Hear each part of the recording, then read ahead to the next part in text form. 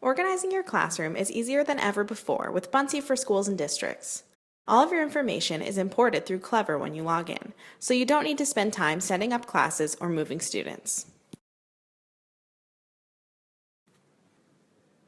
Your students will be organized by classes that are synced with Clever, but you can also add groups within your classes. Create groups within your classes simply by clicking Edit. To create a new group, simply type in the name you'd like your group to have and then add students. You can drag and drop students into categories based on whatever you'd like. In this 9th grade classroom, students are organized into reading groups. Monitoring student progress is easy. Click on a student's name and see how far they've gotten with their assignments. View each assignment's due date, the responses to each question within the assignment, and whether or not it has been submitted. See the question breakdown to analyze which questions students got correct. You can also keep track of whether you've graded the response yet or not. View and grade their work right within the dashboard. Let's talk about how you'll create your assignments. You have the option to attach a Buncee or not. I'm going to create something really simple for English students who are entering a Shakespeare unit. This is the same familiar creation process that you're used to with Buncee, so this is just an overview. For a full comprehensive tutorial, follow the link to the Buncee webinar. I'm going to start by grabbing a background for my Buncee.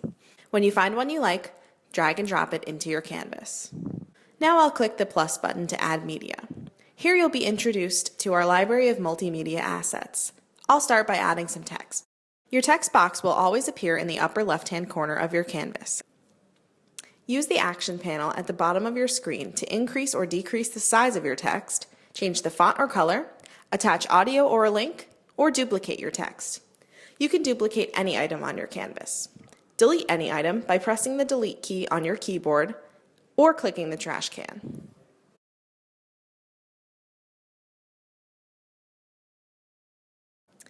I'm going to add in some more multimedia by clicking the smaller plus sign that's in the right-hand corner of my screen. If I'd like to add an image, there are a few options. I can also use the OmniSearch feature, which allows me to browse all types of multimedia relating to a specific keyword. Clip art from Buncee, as well as Creative Commons licensed images, will appear when I use this feature. Now I'd like to add in an animation. Going back to the plus sign, I'll select the animation button to browse the Buncee library by category.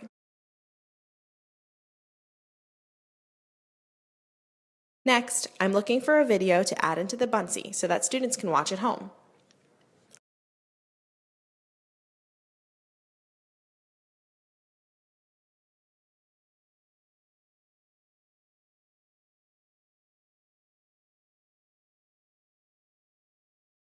I'll also add in a QR code that's auto-generated so that students can access the digital components even if I print it out.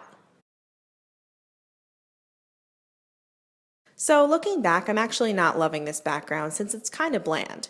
So I'm going to search for something within our library. You can do this with any of Buncee's other assets too, just like OmniSearch. I've also changed the color of my text to white to make it a little easier to read. Finally, I'm going to add in a drawing to enhance my title. You can do so much with this tool, but I'm just going to create something simple in black for our purposes.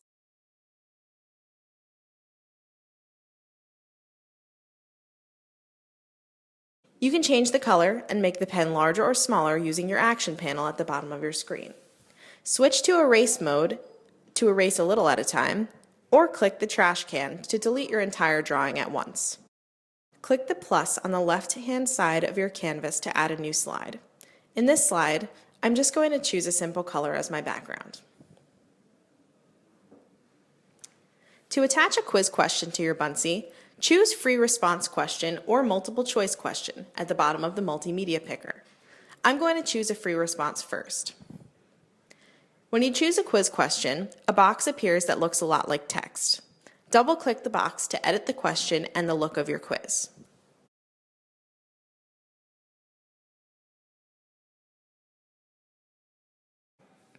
Now, I'll add a multiple choice question. These are formatted a little differently. Double-click to edit, then formulate your question and a few answers. Select the bubble of the correct answer. When you're editing, you'll be able to see this answer. When the Buncee is being viewed, the answer will be secret.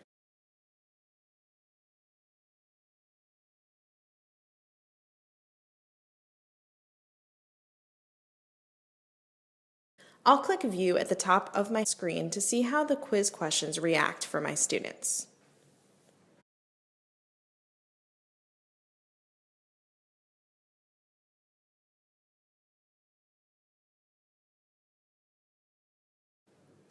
Let's learn how to assign an assignment to our students.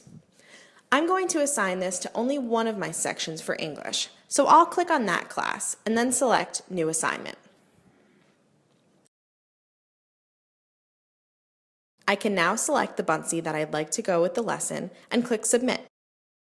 This is where I can choose groups within my classes to assign the work to and set a start and end date for the assignment. The start date will be the first day the students can see the assignment, and the end date will be the last possible date they can send in submissions. In your top right-hand corner, you will find something that allows you to tell your students whether you expect them to include a Buncee in their submission or just answer the questions. Choose After Submission if you don't want students to know the answer right away, or choose Instant. And that's it. Now you have an assignment. Thanks so much for watching this tutorial. For more questions, email us at info@buncee.com.